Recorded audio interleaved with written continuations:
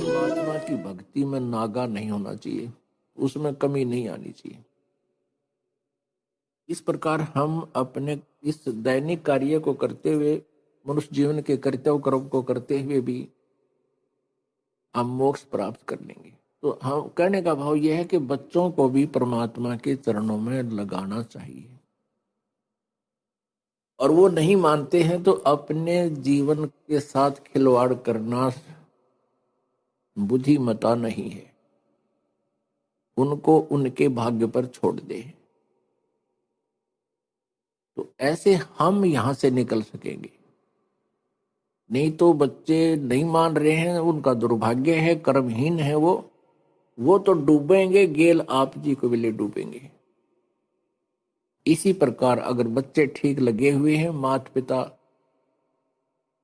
भक्ति मार्ग को स्वीकार नहीं करते हैं, तो अपनी भक्ति को उन माता पिता के लिए बर्बाद नहीं करना चाहिए। माता पिता का कर्तव्य कर्म जो हमारा फर्ज है वो अवश्य करना चाहिए, उनको प्रार्थना करनी चाहिए, उनकी बुराई छुटवानी चाहिए। कोई हुक्का पीवा है या कोई बीड़ी पीवा है, कोई शराब पीता है, तो हम परमात्मा के बच्चे हो गए, आपको ज्ञान हो गया, आप जी को चाहिए कि माता पिता से रह रहकर प्रार्थना करें विनम्र भाव से कि आप भी भजन करो, आप नाम लो, को ज्ञान सुनावे उनको। पुण्यात्मा है वो मान जाती है। और फिर भी कोई अनाड़ी है, माता पिता नहीं मानते हैं, तो उनके साथ अपनी भक्ति को नाश नहीं करना चाहिए। बात ये भी नहीं है कि उनका आदर नहीं करे, उनकी सेवा नहीं करे, खूब करे, एज ए फादर मदर उनकी पूरी श्रद्धा रखे, उनका सत्कार करे। ठीक है, वो अपने कर्म के आधार से दुखी है तो क्या करे, इलाज करावे, डॉक्टर को दिखावे, सेवा करे उनकी, पैर दुख है तो पैर दबावे, सिर दुख है सिर की मालिश करे, पूरी सेवा करे, लेकिन अपनी भक्ति बर्बाद नहीं करे। यदि आपने मोक्ष चाहिए, कहते मात पिता मिल जाएंगे, मात पिता मिल जाएंगे, लख 84 मोह, ये सतगुरु सेवा और बंदगी, भाई फेर मिलन की ना। आज हम माता पिता हमारे, ठीक है, हम अपनी भक्ति आशीर्वाद उनको प्रार्थना करें भगवान से, हे परमात्मा इनको ऐसे कर दो, वैसे कर दो, स्वस्थ कर दो। ये हम पहले तो कहा करते थे कि भगवान इनको स्वस्थ कर दो, और आप जी की भक्ति से वो स्वस्थ अवश्य हो जाएंगे, लेकिन आपकी कमाई का बहुत अंश, बहुत ज्यादा भाग समाप्त हो जाएगा। फिर हमारे अंदर ये आता है, क्योंकि हम बालक हैं, इसीलिए काल के जाल से नहीं निकल पाते। फिर कई कहते हैं भी माता पिता के लिए क्या हम इतना नहीं कर सकते, जिन्होंने हमारे लिए इतना किया, पाले पोसे, क्या हम उनके लिए दुआ नहीं कर सकते। अब ये तो बालका वाली बातें हैं जो ये दास आपको समझाना चाहते हैं कि ये माता पिता तो बहुत मिल जाएंगे, गधे बनोगे वहां माता पिता, कुत्ते की योनि में जावांगे वहां माता पिता, बैल गाय बनेंगे वहां माता पिता। अब भक्ति नहीं मिलेगी फिर वहां पर, वो पिताजी भी कितना गधा बनेगा और आप भी गेला वहीं पर गधे बने पाओगे। वो उसकी गर्दन पकड़ेगा और वो उसकी गर्दन पकड़ेगा, फिर कोयसे के सूत में नहीं आवेगी। अब इस ज्ञान को बालकों के उस पुराने आधार से नहीं तोड़ना है, परमात्मा के ज्ञान के अनुसार फूक फूक के कदम रखना है। यदि आप जी ने यहाँ से चलना है और यही रहना है, तो फिर आप कुछ भी करते रहो। आपको और अन्य साधना जहां आप और कर रहे थे वो तो एक अन्य की नहीं थी, यहाँ आपको भक्ति का ढेर हो रहा, आपकी सुमन का, आपकी कमाई का, आपका दान का, क्योंकि ये शास्त्र अनुकूल साधनाएं। लेकिन इन मर्यादाओं का पालन नहीं करोगे तो आप इतना कुछ कमा कर भी यहीं रह जाओगे, पार नहीं होगे।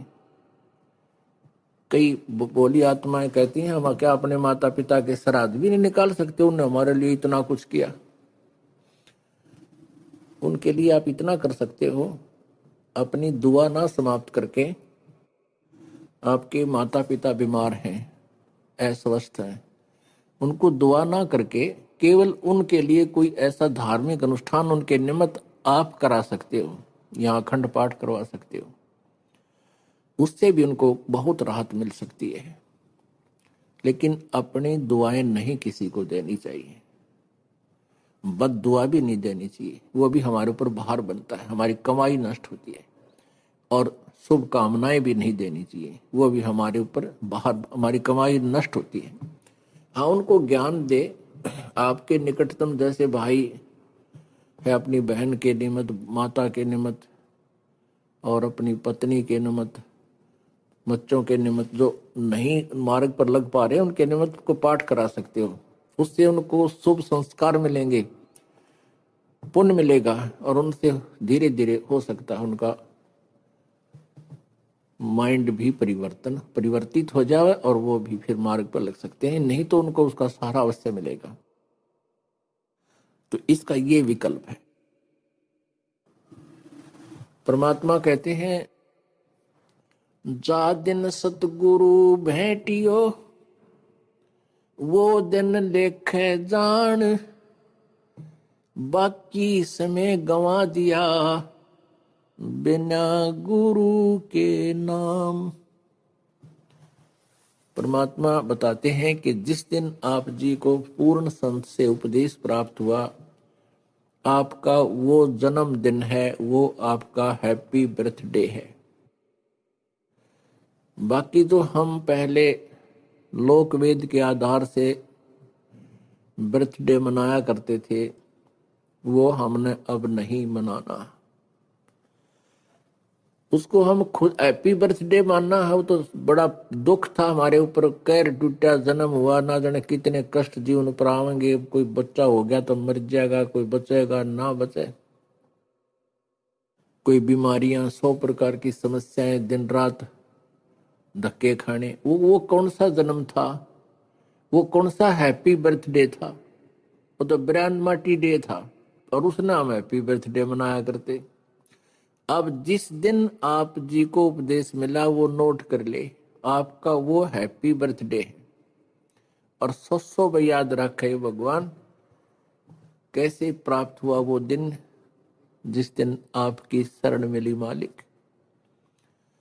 तो आज वो ये दिन जो है अमावस्या वाला, फाल्गुन की अमावस्या वाला दिन, ये वो हैप्पी डे है जो जिस दिन इस दास का उद्धार हुआ, गुरुदेव जी ने उपदेश बख्शीश किया। अब याद आती है उस दिन के महत्व की, आज याद आता उस दिन की महिमा। जे वो ना मिलता वो दिन, ये 17 फरवरी फाल्गुन अमावस्या सन 1988 को इस दास को उपदेश मिला था। आज 23 वर्ष का हो गया ये दास।